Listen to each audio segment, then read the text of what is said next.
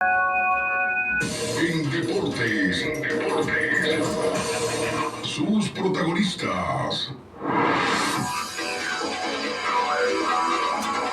Ya estamos de vuelta con el Deportes, más que deportes. Son las 7:10 de la tarde. Estamos aquí en Estéreo Mar 94 FM y les recordamos que nos sigan en nuestras redes sociales @endeportestv en Facebook, Instagram, TikTok y YouTube.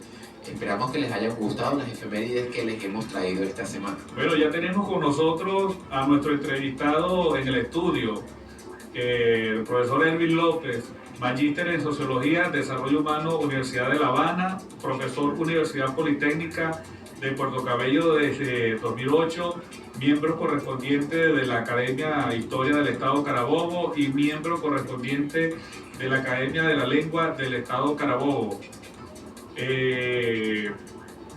También es entrenador y delegado de las selecciones femeninas masculino de la Facultad de Ciencias Jurídicas y Políticas de la ULA, 1998, 2004, incluso tiene más de 100 artículos y trabajos publicados en periódicos, revistas y toda una autoría. De verdad que tenemos un invitado de lujo. Erwin, gracias por estar acá con nosotros. Bienvenido al programa En Deportes, a Estéreo Mar 94 FM. Y bueno, te damos la bienvenida y bueno, gracias a ustedes por la invitación. Estábamos hablando en este momento que bueno, hace bastante tiempo que no hay un programa dedicado al deporte. Los felicito por eso, nos hacía falta. Y bueno, más allá de la profesión, la labor que hago desde la Academia de Historia del Estado Carabobo y la Academia de la Lengua, bueno, esa pasión por el deporte no se va, eso siempre está allí con uno, porque bueno, nací en una familia de deportistas, fui deportista. ¿De qué disciplina, disculpe? De baloncesto. Me formé en el Parque Inca bajo la tutoría del profesor Francisco Pinto. Pero antes de quedarme en una sola disciplina, bueno, uno en esa época era de todas las disciplinas. Integral. Sí, era integral. Uno jugaba futbolito, jugaba béisbol, jugaba basquetbol. Y ya, bueno, ya en la adolescencia uno tiene que decidir. Hay quienes no deciden y yo por lo menos jugué un ratico voleibol, pero mi pasión que sentí fue por el baloncesto. Todavía lo juego en la categoría máster. Y bueno, de niño también una curiosidad enorme por haber nacido en Puerto Cabello, por los valores que mi papá y mi mamá, que es la historia. Entonces, esa curiosidad, que tantas conversaciones con mi papá, los orígenes del deporte aquí en Puerto Cabello, y para mi sorpresa, en tanto curiosidad archivo, y me di cuenta que la historia deportiva de Puerto Cabello trasciende 200 años aproximadamente o más de historia, porque ya en 1783 hay la memoria de unos franceses que hicieron un trabajo de inteligencia aquí, estuvieron en Puerto Cabello y dejaron crónicas de turismo, de la astronomía, de religión, pero ellos hacen referencia a lo que ellos llamaban a la hija, que es el juego de la pelota vasca. ¿Cómo era ese juego? El frontón que hoy en día tú conoces como pelota vasca en Puerto Cabello, lo que es la zona que lo llaman de valor histórico, ahí nace Puerto Cabello como ciudad organizada por la compañía guipuzcoana. Los vascos, que fueron los primeros que llegaron aquí cuando empieza la compañía, ellos por supuesto se traen su cultura, sus tradiciones y su juego. En la parte oeste de la ciudad, pero no la ciudad que hoy en día conocemos, sino la zona que llamaban Puente Adentro, que es lo que es Plaza Bolívar hacia la zona colonial. Exacto, que mal llamada zona colonial. Okay. Pero hacia el oeste habían dos frontones donde se congregaban los porteños de esa época a jugar después de las 4 de la tarde. Ese es el origen del deporte en Puerto Cabello documentado. El más antiguo del que se tiene escrito. Hasta este momento, 1783 y 1793, viene otro viajero de York, francés, y también hace referencia de lo que estaba arraigado es esa pelota aquí en Puerto Cabello, ya posteriormente a 10 años, quiere decir que hubo continuidad. pero si hablamos de una fecha como tal, nos suponíamos que ya para 1730, que es que empieza todo el proyecto fundacional de esa zona, el vasco no se quedó viendo para el fondo del mar. Claro, Ellos llegaron haciendo sus actividades común y corriente como lo hacían en la otra parte de Europa. Esa es la referencia más antigua que hay, tanto en la que hacen los franceses como en las actas del Cabildo de Valencia, que también hacen referencia 1763, 1773 de la pelota vasca en Puerto Cabello. Luego viene un proceso muy grande porque la guerra de independencia aquí lo fracturó prácticamente todo. Se hacen referencia a los juegos, pero no juegos de competencia. ¿Qué tipo de juegos? Lo que llamaban de invita y azar, o los juegos de salón, del dado, de la carta, pero eso por lo menos en la investigación que hice yo, y que fue un trabajo que hace, yo creo que 10 años atrás, gané un premio de crónicas. ¿Dónde fue publicado ese trabajo? Sí, Eso fue publicado en la página web de la Cámara de Comercio. Es un trabajo que le he dado continuidad, como estaba diciendo José. Uno no deja de sorprenderse en el camino con tanta historia deportiva que tiene Puerto Cabello. Yo trabajé allí sobre los orígenes. Okay. Yo descarto los juegos de invita azar porque no es un deporte competitivo. Pero en ese trabajo menciono por lo menos las competencias que se dan en la sabana de Santa Lucía, Villa Borburata, de hipismo. Aquí había competencias de caballos.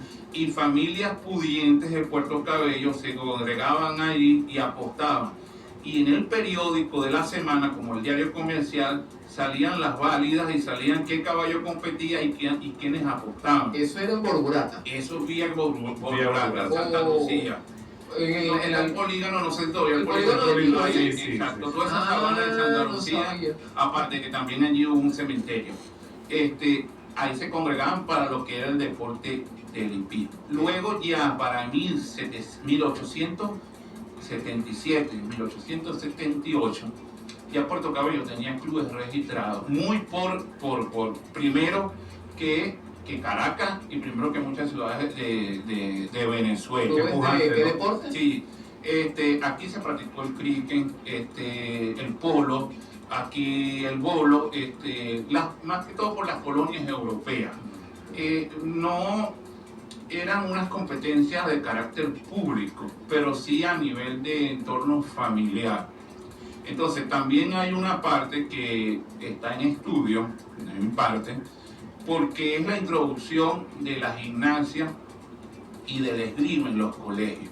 Cuando revisamos la historia deportiva de Puerto Cabello, es fundamental el papel que tuvieron las instituciones deportivas, educativas.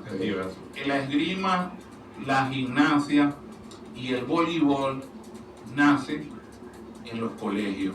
Se inculcado en Puerto Cabello desde los colegios. ¿Eso en qué año fue? Fíjate que mi papá, que fue el que masificó aquí el voleibol en Puerto Cabello, y teníamos referencia de que el grupo Honduras nace a través de Joaquín Pérez Reina, inyecta los primeros, vamos a decir, inquietudes del voleibol.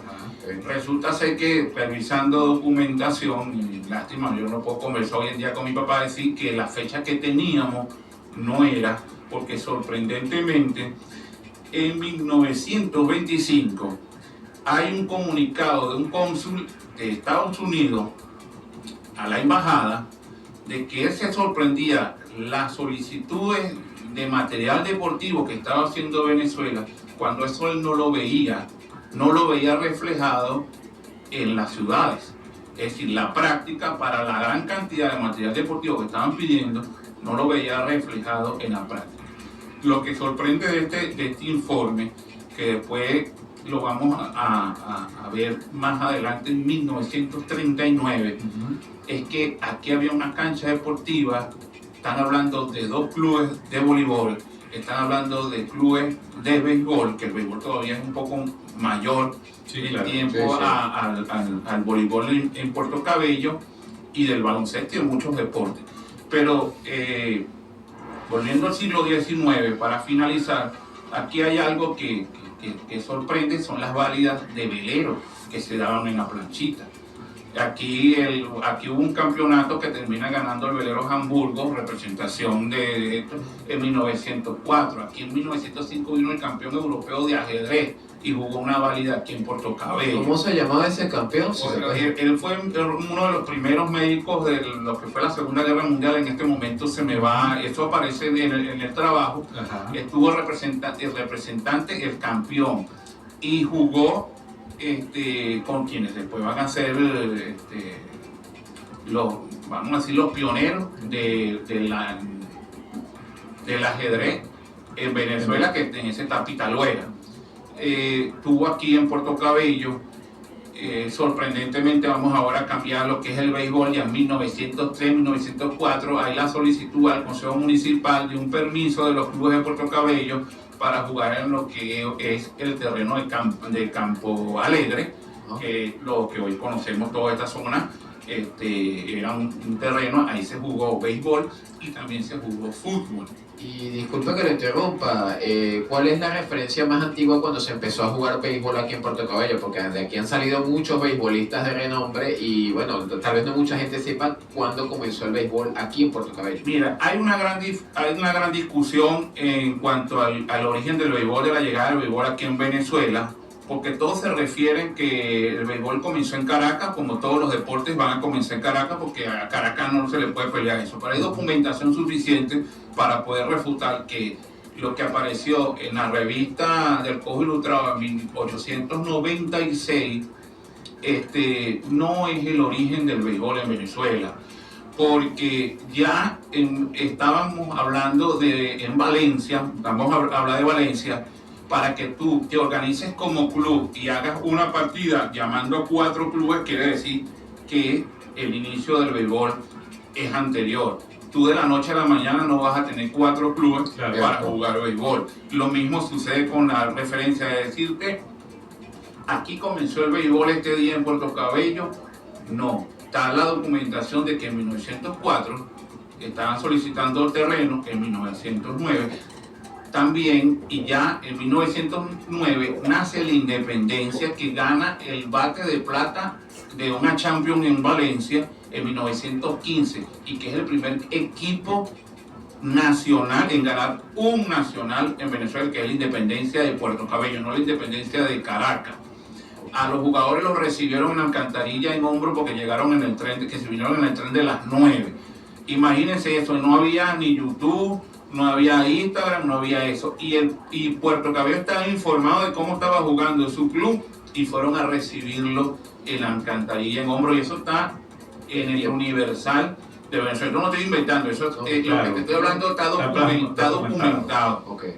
Aquí tuvo el Borican Star de Puerto Rico jugando también con Puerto Cabello en 1909. Aquí están los comunicados del cónsul de Estados Unidos, que después se convirtió en uno de los pioneros y defensores de los derechos civiles en los Estados Unidos, Jeff Wilson, que afrodescendiente, aunque no me gusta ese calificativo, pero él hace referencia primero de las noches serenas de Puerto Cabello, que lo inspiraron a escribir poesía, y segundo, lo que lo motivó a encargar, vamos a decir que los primeros vestimentas del club organizado, lo que él le motivó de ver tanta fusión en Puerto Cabello por el béisbol, que era en ese momento el deporte norteamericano, que él pidió a Nueva York, a las casas deportivas, la primera dotación de los uniformes de béisbol para los equipos de aquí de Puerto Cabello. Cipriano Castro, siendo presidente, estuvo aquí en Puerto Cabello varias veces, pero en una de esas hace referencia a las corridas de toros y también a los juegos de béisbol. Entonces, Puerto Cabello tiene nada más en béisbol más de 100 años de historia. En fútbol, Unión Porteña fue, vamos a decir que el fútbol venezolano nace con Puerto Cabello. Sí, Las ¿qué casas año? hermanas. ¿En qué año fue eso? Disculpe. Mira, ya en 1920 se da un campeonato en Nazarría, en Caracas, y el equipo que va a representar esto es Puerto Cabello. O sea que Ah. Puerto Cabello también... Y después de 1920, los clubes de Puerto Cabello, el Fantoche, Unión Porteña, estamos hablando, como decía hoy en día, estudiantes de Mérida, estaban en los primeros de ranking nacional.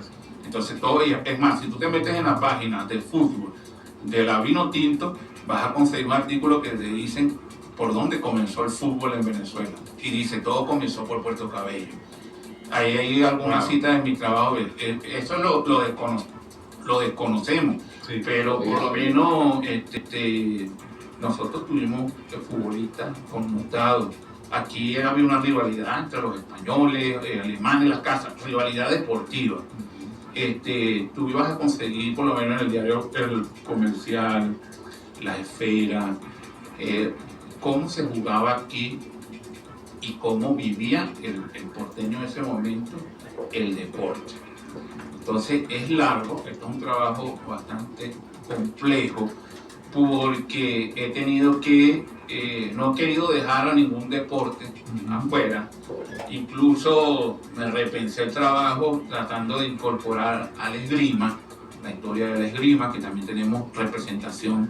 Tuvimos muchachos de aquí de Puerto Cabello que fueron selección nacional. ¿Y en qué año fue eso? Disculpe. Mira, en 1960 nosotros tuvimos, ya aquí había competencia de esgrima de arranque en Puerto Cabello, en 1970. El boxeo, imagínate, las peleas de boxeo eran silvestres en lo que era Playa Blanca. Y luego aquí no había absolutamente nada organizado en la pelea oficial de boxeo, sino que eran apuestas. Eran peleas más que todo informales, pero reglamentarias. Eran callejeras y se reunían al final de Playa Blanca, se caían golpes, ven las apuestas. Ese era el boxeo, un boxeo muy rudimentario. Claro. Aquí había un lugar que llamaron La Macarena, que se daban cita para ese tipo de competencias también el boxeo, que es lo que es la Cantebé alrededor. Ahí había como especie de vamos a hablar de un gimnasio. Pleno centro, ¿no? En pleno centro de Puerto Cabello. Pero quien le da forma aquí llega, creo que todavía está vivo, que es el famoso Tucupita. Primero que Pacheco, él empieza, se viene, trabaja los primeros boxeadores aquí, pero quien en realidad revolucionó el boxeo y que masificó el boxeo aquí en Puerto Cabello es el Pacheco, que recientemente falleció, creo que era de 96, 98 años. Él llega de Miranda, en esto ya consultando tanto a Tucupita como a Pacheco, porque yo me temía de que el boxeo tuviera una referencia un poco mayor, y ellos fueron los que prácticamente quienes sí, respaldan lo que tenían, es decir, no, sí, este es el origen.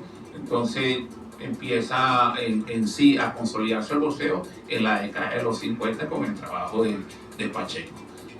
Pacheco prácticamente abarca toda la historia del boxeo aquí en Puerto Cabello. Bueno, luego viene Pachequito, viene Suárez, y los Areolos, viene infinidad de atletas, porque ahí no voy a nombrar a ninguno, primera generación, segunda generación, porque nos vamos a perder, y yo creo que se necesitan muchas historias. Más de 20 programas de radio para dedicarle a cada disciplina. Sí, entiendo. Y una pregunta, yo de niño practiqué karate y habían varios doyos de karate aquí en Puerto Cabello. Estuve en total en 3. Yo quisiera saber, en su trabajo, ¿encontró alguna referencia de cuándo llegó el karate a Puerto Cabello? Porque, por ejemplo, aquí tenemos, de aquí salió Claudimar Garcés, que es una deportista de esta disciplina de mucho renombre. Entonces, bueno, la parte del karate, como es un deporte joven, vamos a hablar de deporte joven, reciente, la menciono por lo que significa la mamá de Claudimar, que es Claudia, que es karateca, tuvo un ratico en el voleibol también y se destacó. Bueno, el profesor Pérez, que prácticamente quien en realidad masifica el karate aquí, y toda la referencia deportiva 77, 78 en adelante, es que el karate se va a extender aquí en Puerto Cabello. Ok. Mucha historia la que tiene Puerto Cabello con el deporte, más de lo que yo me esperaba realmente. No, mucha, Bueno, aquí llegaban, que también he hecho el trabajo en lo que es la historia y los orígenes del turismo, aquí llegan transatlánticos europeos, aparte para conocer a Puerto Cabello para jugar fútbol. En la década de los 50 se bajaban, bueno, tengo mi equipo aquí por medio del consulado y jugamos. Buenísimo. Wow. Bastante historia de mucho todo. de referencia, hay fotos de los primeros equipos de Puerto Cabello, hay fotos de unos muchachos haciendo gimnasia en los colegios, hay muchas referencias deportivas. Lo que pasa es que esto tiene que uno estar apasionado, gustarle, para poder dar con esa documentación. Oye, si quiere vamos un momento con una breve selección musical y al regreso usted nos sigue contando un poco más sobre esto. Bueno.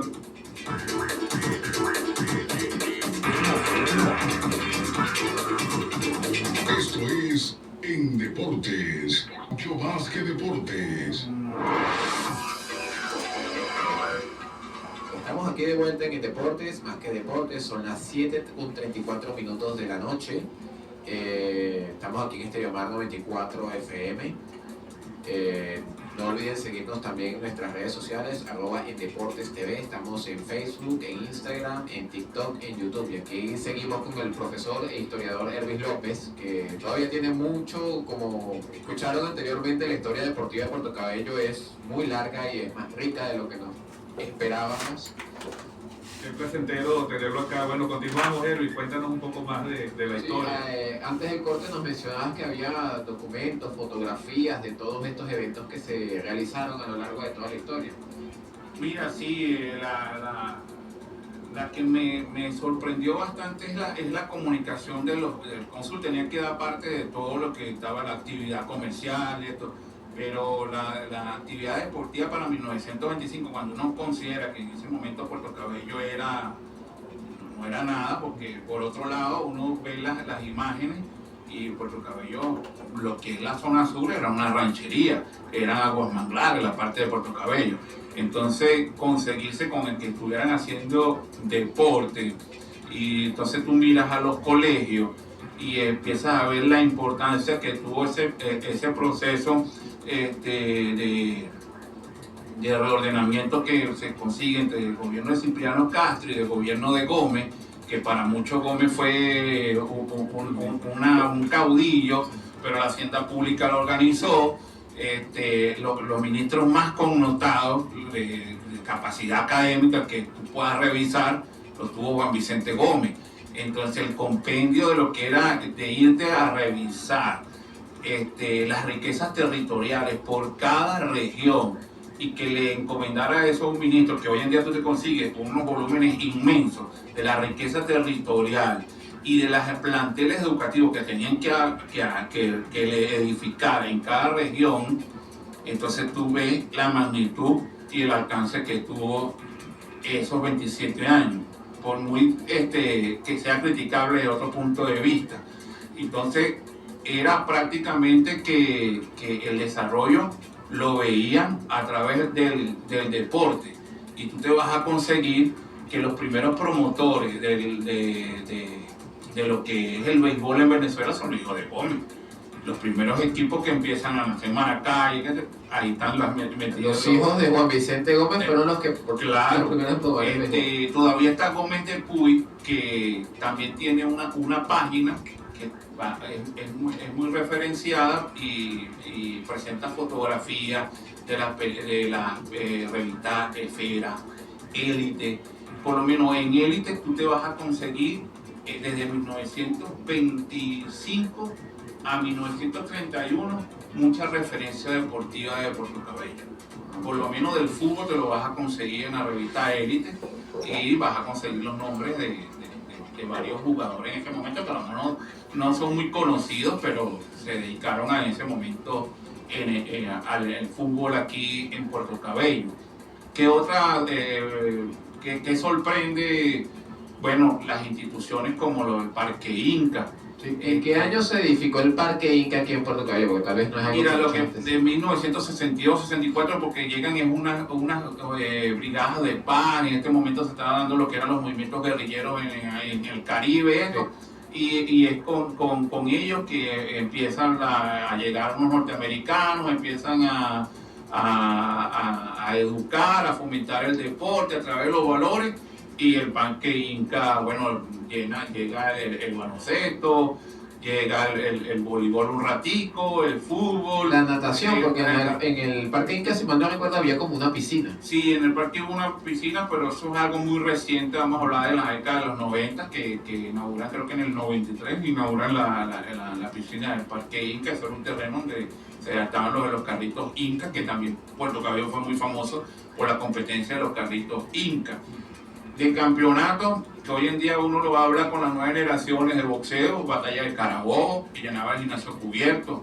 Aquí venían delegaciones de boxeo de Cuba, Rusia, China, Taipei, y habían combates aquí en el gimnasio cubierto. Igualmente una competencia que fue muy famosa, que fue batalla de toma de Puerto Cabello. ¿Y en qué año fue esa Y competencia? eso, desde los años 70 estaba presente eso.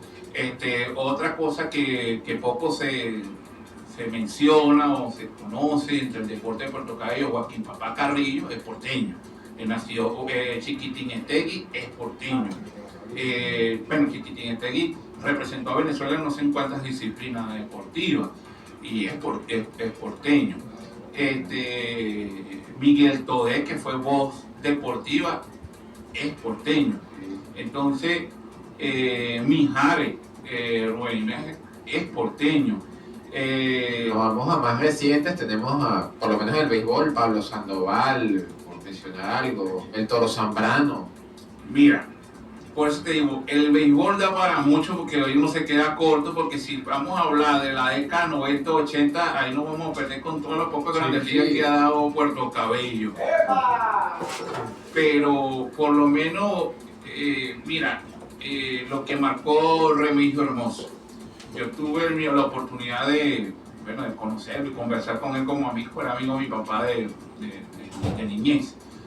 Y estando en Mérida, mi entrenador de baloncesto, que había sido selección nacional cuando Venezuela participó en los Panamericanos del 83, él me saca la conversación de que él, su sueño era como deportista, era conocer a Remigio Hermoso. Entonces él ve que yo me sonríe, me sale una sonrisa porque era como algo normal para mí, porque yo a Remigio lo veía como, entonces yo le digo, tú tanto que criticas, porque había una cuestión de regionalismo de carabobeño, y no sé, Puerto Cabello, yo me estoy enterando, por eso le estoy sacando la conversación como hago, porque yo estuve en Cuba y bueno, yo me salí de la delegación de baloncesto cuando me dijeron que a la isla había llegado Remigio Hermoso. Y yo fui a tomarme mi foto con él y a pedir autógrafo porque Remigio Hermoso era Remigio Hermoso. Sí, claro. Para él Remigio Hermoso, para mí era Remigio Hermoso el de Puerto Cabello.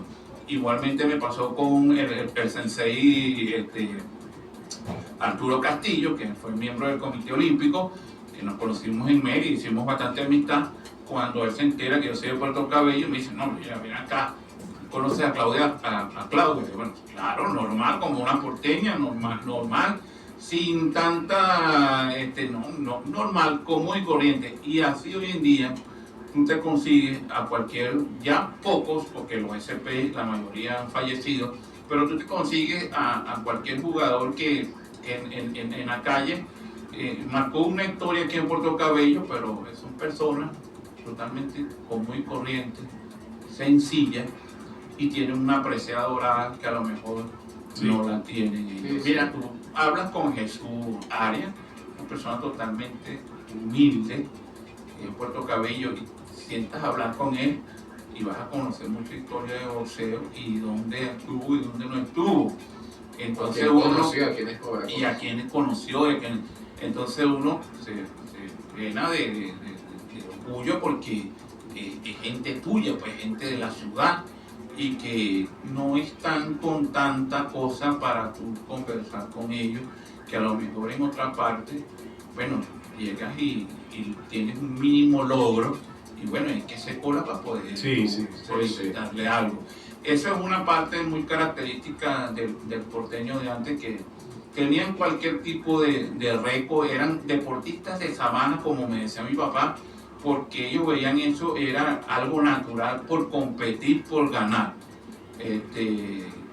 Mira, la casta de los que fueron los atletas de pista y campo, mi papá fue el primer velocista en representar al estado Carabobo en el año 1948. Mi papá no sabía lo que era una regadera. ¿En No qué? sabía lo que era un mono. ¿Y Eso lo supo en Caracas, y quien le da los primeros zapatos a él es Eligio Iriarte, porque corrían era en la sabana, no se conocía absolutamente nada. Y con él fueron los Brandados, fue la gente de San Millán, en este momento se me va los Peters, van cualquier cantidad de porteños que tuvieron récord. Tuvieron récord en el atletismo nacional y corrieron con las leyendas, con Luis Iriarte, con Fuché, con esas glorias del Zulia, y eran de aquí, de Puerto Cabello. Y cuando fueron a Valencia, bueno, causaron una sensación, y después van a Caracas y causaron una sensación. ¿Por qué no fueron más allá? Por la debilidad que teníamos como ciudad, la educación, la alimentación, pero si en ese momento a lo mejor se hubiese pensado de manera distinta, más lejos, pero hubiese habido continuidad. Nosotros tenemos en este caso el caso de Cambembo, que mi papá lo llamaba Mijares, que su trabajo de captación de fibras en el atleta fue un trabajo que se presentó en la NASA. Entonces, y es aquí Puerto Cabello, de Patanemo, Jorge Uribe de Patanemo, que fue centerfield de Caracas. Entonces, aquí hay demasiada historia de lo que llegó a lograr a nivel científico. A nivel científico, sí, de estudio. Aquí hubo uno que fue de atleta, en este momento se me va, creo que era Apellido Rodríguez, que va con ellos en atletismo cuando el quicentenario de la ciudad a Caracas, y se queda como hipista, como corredor de caballo, y se hace famoso también en el hipismo, y es de aquí de Puerto Cabello. Bueno, yo creo que mi opinión, tal vez lo que se necesitaba en algunos casos era tal vez que que es algo que se ha demostrado con el paso del tiempo, es que cuando a un chamo desde pequeño se le incentiva en el deporte, al crecer su talento explota. Creo que por eso, aquí en Puerto Cabello tenemos el estadio a los Criollitos de Venezuela, y creo que ha sido una institución muy importante para que de aquí salieran tantos beisbolistas de renombre, porque desde chiquitos les enseñan y ya de adultos tienen un talento impresionante. ¿Sabes? Bueno, Erwin, nos falta tiempo para continuar conversando. Por hoy gracias por venir. Hemos llegado al final de este programa, ¿verdad? Pero no se preocupen, que volverán a escucharnos la próxima semana. Sí. Antes de irnos quisiera compartir una reflexión. Una reflexión de Michael Phelps, el nadador más condecorado de la historia. Dice lo siguiente, cito: no puedes poner límite a nada. Cuanto más sueñas, más lejos llegarás. Una reflexión que nos habla de no dejar de soñar y creer en lo que anhelamos. Puede hacer realidad con todo trabajo, esfuerzo, dedicación y disciplina. Así que a ustedes, estimados oyentes, les decimos que sigan soñando, luchando y creyendo que sus sueños se pueden hacer realidad. Sí, ¿Algún mensaje, Erwin, para terminar? Darle a las personas. Mira, tanto en la vida diaria como el que hace deporte, uno nunca debe rendirse. Hay varios caminos, y quien está en la parte competitiva, los jóvenes, hay días malos, hay días buenos, pero siempre uno tiene que pararse todos los días, son distintos, y la mente es positiva. Seguir adelante. Seguir adelante, no no ve para atrás, sino para adelante. Bueno, de verdad, muchas gracias por venir. De verdad, agradecemos mucho el tiempo que se tomó para venir aquí a compartir con nosotros y contarnos tanto sobre la historia del deporte de Puerto Cabello, que seguramente hay muchísimo más para contar y un programa entero no bastaría. Bueno, ya para finalizar, en la dirección y en la presidencia tenemos a Osvaldo Plasencia. En el departamento administrativo está Jerry Carrangel. En los controles tenemos a Yulman Eizaga. El responsable de la edición y montaje es Rafael José Rodríguez. Los voiceovers son Luxer Rubier y Pedro Rafael Quero, y nos encontramos en Estéreo Mar 94 FM, la señal de la excelencia, y en estereomar94fm.com.